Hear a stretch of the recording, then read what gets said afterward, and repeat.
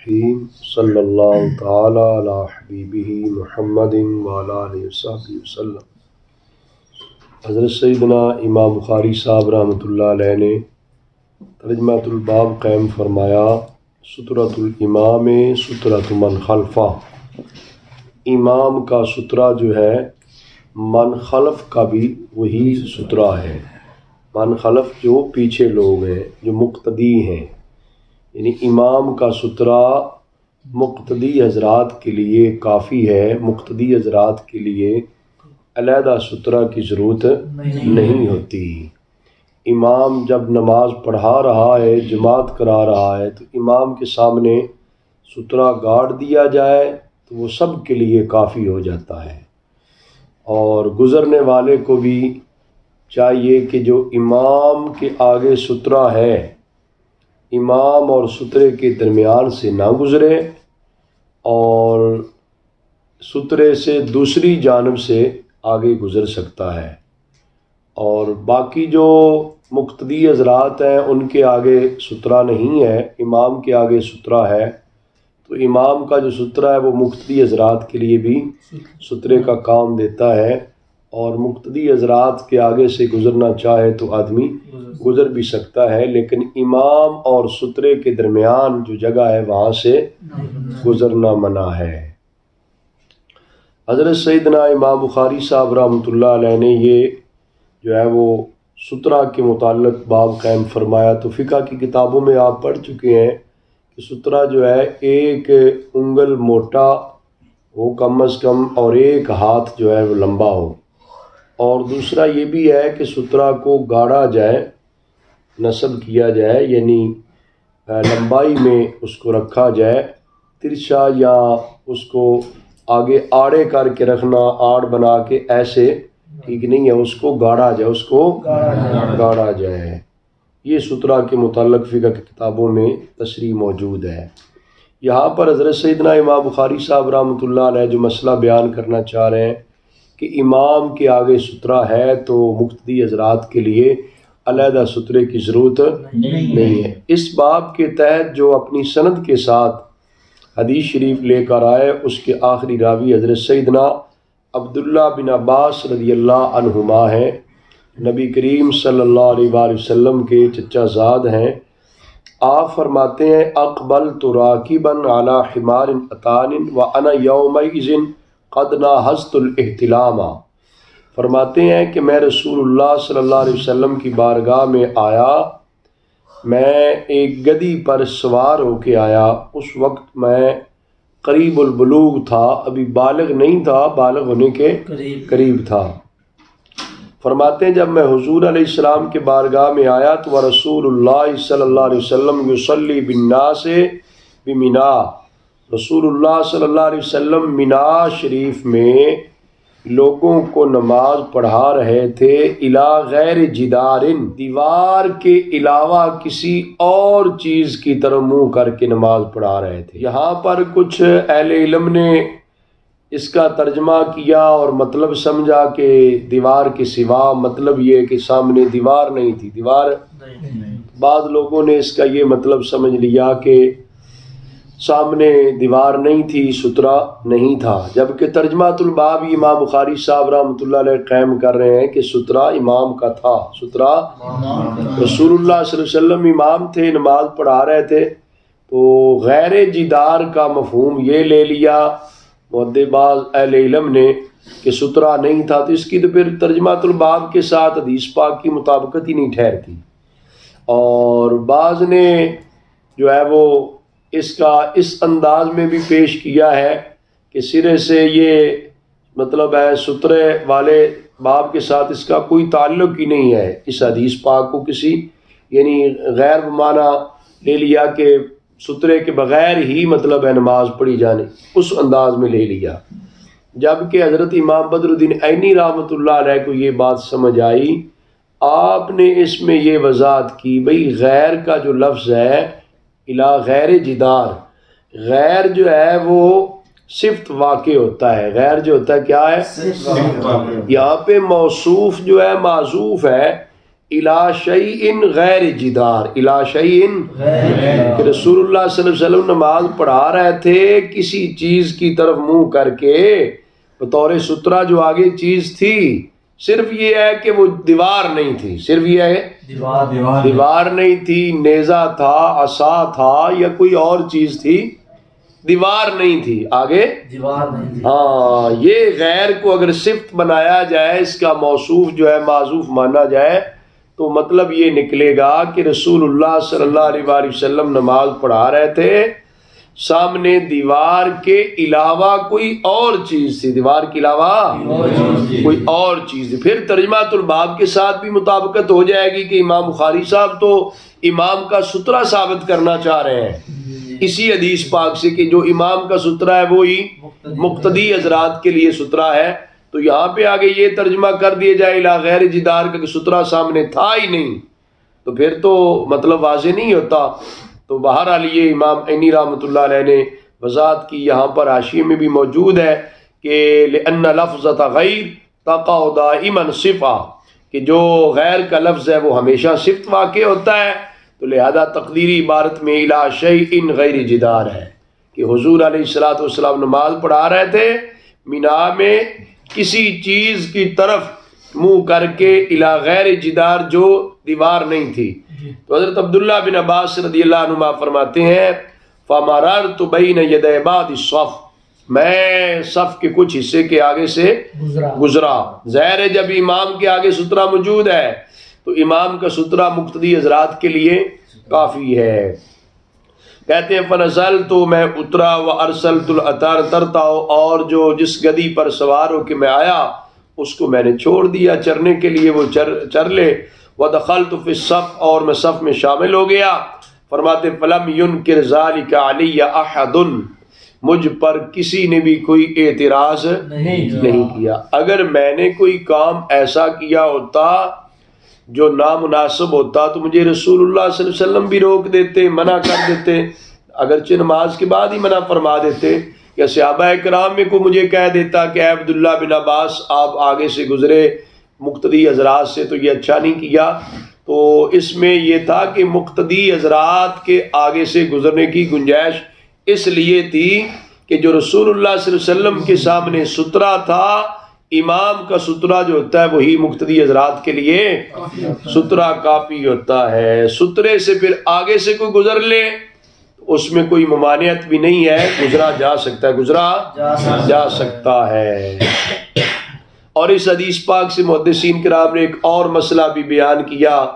کہ حضرت عبداللہ بن عباس رضی اللہ عنہما قریب البلوغ تھے، تو جو اس عمر کا بچہ ہے اس کا حدیث پاک کا سننا، سماع حدیث مبارک جو ہے اس کا درست ہے، قابل قبول ہے کہ حضرت عبداللہ بن عباس رضی اللہ عنہما نے یہ بیان فرمائی ہے، اور یہ آگے آج تک ہم تک بھی امام بخاری صاحب رحمۃ اللہ علیہ کے واسطے سے پہنچ چکی ہے۔ تو یہ اس عمر کے بچے کا جو سوجھ بوجھ رکھتا ہو اگرچہ بالغ نہ ہو، اس کا سوائے حدیث پاک جو ہے وہ معتبر ہے۔ اور ایک مسئلہ یہ بھی معلوم ہوا ضمناً جو آخری جملہ ہے فَلَمْ يُنْكِرْ ذَلِكَ عَلَيَّ أَحَدٌ، کسی نے مجھ پر اعتراض نہیں کیا۔ اس سے پتہ چلتا ہے کہ علماء کرام کے سامنے کو ایسا کام کیا جائے جو نامناسب ہے تو انہیں کہہ دینا چاہیے تاکہ لوگوں کے لیے سند ہو جائے۔ لوگوں کا اعتماد ہوتا ہے کہ ان کی موجودگی میں یہ کام ہوا، لہٰذا جو ہے اگر ٹھیک نہ ہوتا تو وہ اس کی تصحیح کر دیتے،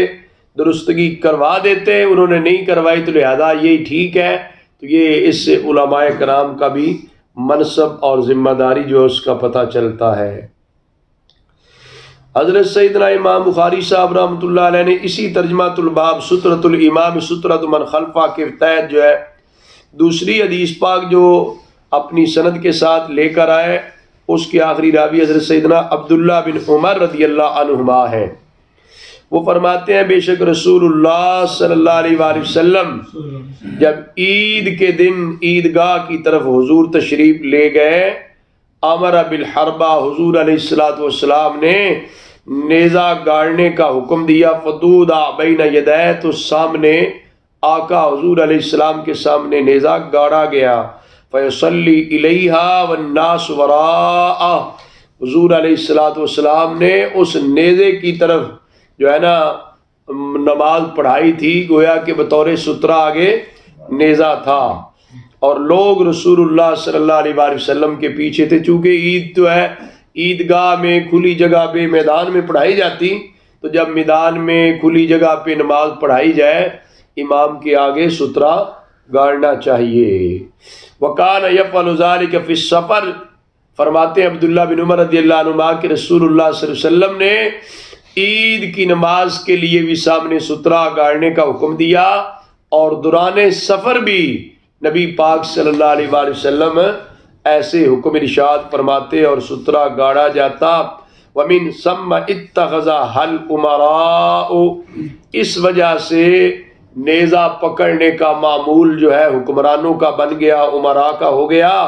کہ رسول اللہ صلی اللہ علیہ وآلہ وسلم کے پاس بھی ہوتا تھا، بعد میں پھر جو امیر بنے، امراء بنے، جو سربراہ سلطنت ہوئے، لوگوں کے رئیس ہوئے، ان کے ہاتھوں میں بھی اس طرح نیزہ ہوتا تھا۔ حضرت سیدنا امام بخاری صاحب رحمۃ اللہ علیہ تیسری حدیث پاک جو اس باب کے تحت لے کر آئے، اس کے راوی حضرت سیدنا عون بن ابی جحیفہ رضی اللہ تعالیٰ عنہ ہے۔ وہ فرماتے ہیں میں نے حضرت ابو جحیفہ اپنے والد گرامی رضی اللہ تعالیٰ عنہ سے سنا، وہ فرماتے کہ بے شک نبی پاک صلی اللہ علیہ وآلہ وسلم نے ان کو بطحائے مکہ میں نماز پڑھائی، تو نبی پاک صلی اللہ علیہ وسلم کے سامنے نیزہ تھا۔ ظہر کی نماز 2 رکعتیں، عصر کی 2 رکعتیں۔ کیوں 2 رکعتیں پڑھائی ظہر اور عصر کی؟ قصر تھی، حالت سفر میں تھے، مکہ مکرمہ کی بات چل رہی ہے نا۔ آقا حضور علیہ الصلوۃ والسلام نے دوران سفر قصر کی اور ظہر کی 2 فرض جو تھے 2 رکعتیں، عصر کے 4 فرض جو ہیں وہ بھی 2 رکعتیں ادا فرمائی۔ فرماتے ہیں کہ سامنے نیزہ تھا، تو آقا حضور علیہ السلام کے سامنے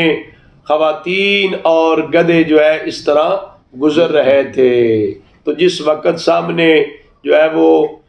گاڑا جائے سترہ، اس سے آگے سے دوسری جانب سے کوئی بھی گزر سکتا ہے، اس میں نماز میں کوئی فرق نہیں پڑتا، اور گزرنے والوں کے لیے اجازت ہے، خواہ وہ خواتین ہو، خواہ گدھا ہو، کوئی چیز بھی ہو، اس میں گزرنے میں کوئی قباحت نہیں ہے۔ حضرت سیدنا امام بخاری صاحب رحمۃ اللہ علیہ نے ترجمۃ الباب قائم کیا، باب قدر کم ينبغي ان يكون بین المصلی والسترہ، مصلی اور سترہ جو ہے اس کے درمیان کتنی مقدار ہونی چاہیے۔ حضرت سیدنا امام بخاری صاحب رحمۃ اللہ علیہ اپنی سند کے ساتھ جو حدیث پاک لے کر آئے، اس کے راوی آخری حضرت سہل بن سعد رضی اللہ تعالیٰ عنہ ہیں۔ وہ فرماتے ہیں کان بین مصلی رسول اللہ صلی اللہ علیہ وسلم و بین الجدار ممر الشاة، کہ رسول اللہ صلی اللہ علیہ وسلم کا مصلی مبارک اور دیوار کے درمیان بکری کے گزرنے کی جگہ تھی۔ کتنی تھی بھائی؟ بکری کے لیے کچھ زیادہ جگہ تو نہیں چاہیے نا۔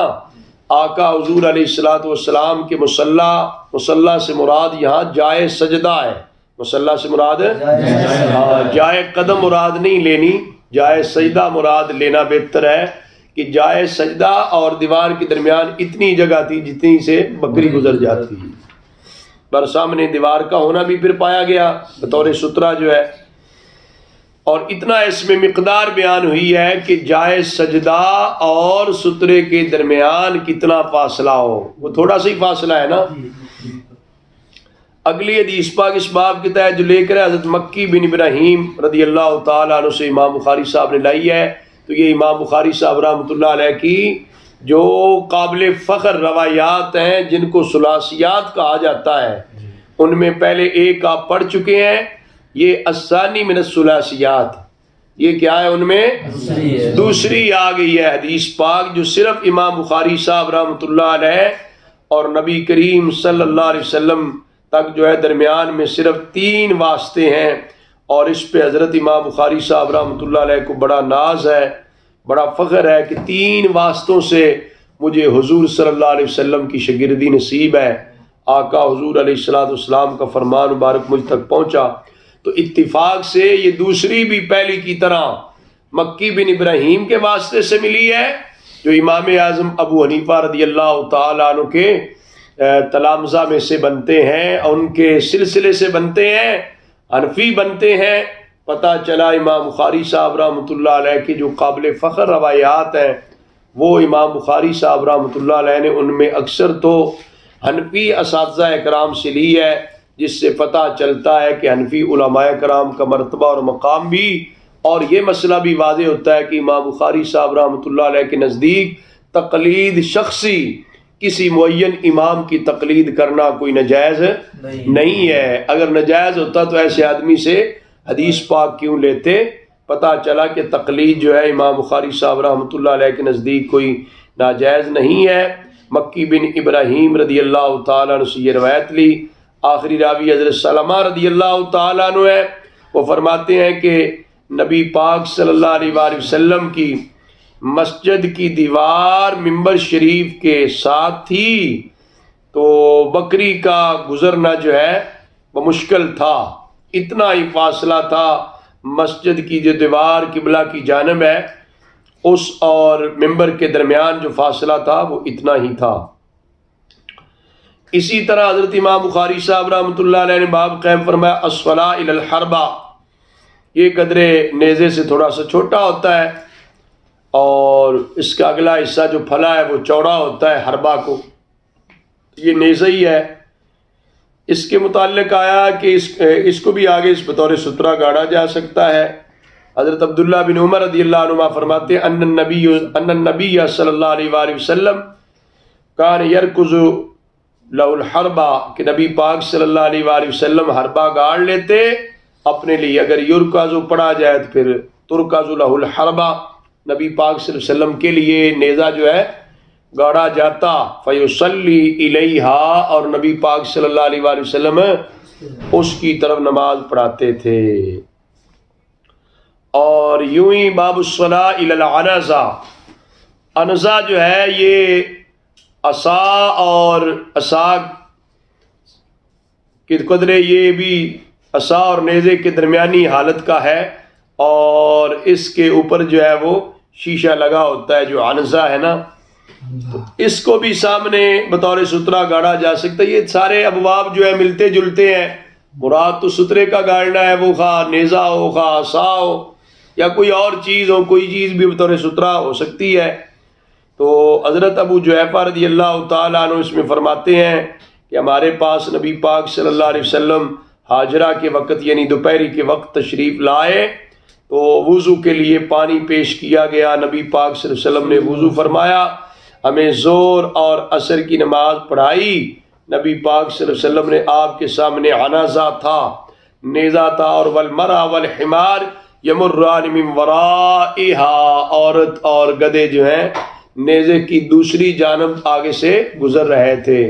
یہ نیزے اور نماز نبی پاک صلی اللہ علیہ وسلم کے درمیان سے نہیں، نیزے کی دوسری جانب سے گزرنے کی تو اجازت ہے نا۔ نیزہ تو ظاہر ہے وہ بطور سترہ گاڑا گیا، تو اس کا تو مقصد ہی یہ ہے کہ جب سترہ گاڑ لیا جائے اس سے آگے سے کچھ بھی گزرتا جائے تو کوئی فرق نہیں پڑتا۔ اور اسی طرح حضرت انس بن مالک رضی اللہ تعالیٰ عنہ کی روایت بھی لے کر آئے، فرماتے نبی پاک صلی اللہ علیہ وسلم ایک قضاء حاجت کے لیے تشریف لے گئے۔ حضرت انس فرماتے میں اور ایک لڑکا تھا، اور ہمارے پاس جو ہے فرماتے اکازہ تھا یا عصا تھا یا عنزہ تھا، اس میں مطلب کوئی چیز تھی۔ اکازہ بھی کہتا ہے ایسا عصا جس پر آگے اوپر شیشہ لگا ہوتا ہے نا، بعض ایسے ہوتے ہیں خوبصورتی کے لیے اوپر جو پکڑنے کے لیے وہ وہاں پہ لگائی جاتا ہے اس طرح کی چیزیں، تو کوئی چیز ان میں سے تھی۔ ومعنا اداوا، ہمارے پاس وہ برتن تھا پانی والا۔ فرماتے ہیں فیضا فرغ من حاجتی ہی، نبی پاک صلی اللہ علیہ وسلم جب قضاء حاجت سے فارغ ہوئے، ناولناہ الاداوا، ہم نے نبی پاک صلی اللہ علیہ وسلم کو وہ وضو والا پانی کا جو برتن تھا وہ پیش کیا۔ یہ حضور علیہ الصلوۃ والسلام کی خدمت گار تھے نا حضرت سیدنا انس رضی اللہ تعالی عنہ، اور فرماتے ہیں میں ایک لڑکا اور آقا حضور کے پیچھے خدمت کے لیے چلے گئے۔ حضرت امام بخاری صاحب رحمۃ اللہ نے قائم فرمایا باب سترہ بھی مکہ وغیرہ، مکہ میں اور مکہ کے علاوہ میں، ظاہر پوری دنیا میں جہاں کہیں بھی نماز پڑھنی ہو کھلی جگہ پر اور صحرا میں، میدان میں، کھلی جگہ تو آگے سترہ گاڑ لینا چاہیے۔ تو یہ حدیث پاک پیچھے ذکر بھی ہوگی حضرت ابو جحیفہ رضی اللہ تعالیٰ عنہ کی، فرماتے ہیں خرج علینا رسول اللہ صلی اللہ علیہ وسلم بالحاجرہ، رسول اللہ صلی اللہ علیہ وسلم دوپہری کے وقت ہمارے پاس تشریف لائے، آپ نے بطحائے مکہ میں نماز پڑھائی، ظہر اور عصر کی 2 رکعتیں۔ یہ پیچھے حدیث گزر گئی نا، تو نبی پاک صلی اللہ علیہ وسلم کے سامنے نیزہ گاڑا گیا اور نبی پاک صلی اللہ علیہ وسلم نے وضو فرمایا، فجعل الناس یتمسحون بوضوئہ۔ یہ حصہ جو ہے پچھلی حدیث کے متن سے قدر اضافہ آیا ہے کہ لوگ آقا حضور کے وضو والا پانی جو تھا اس کو لے بھی رہے تھے اور اپنے جسم پر مل بھی رہے تھے۔ یہ تبرک کا لینا ہے کہ نبی پاک صلی اللہ علیہ وآلہ وسلم کا تبرک اس طرح لے رہے تھے اور اپنے جسم پر مل رہے تھے۔ دعا ہے کہ اللہ تبارک و تعالی مجھے اور آپ سب کو فہم حدیث مصطفیٰ صلی اللہ علیہ وآلہ وسلم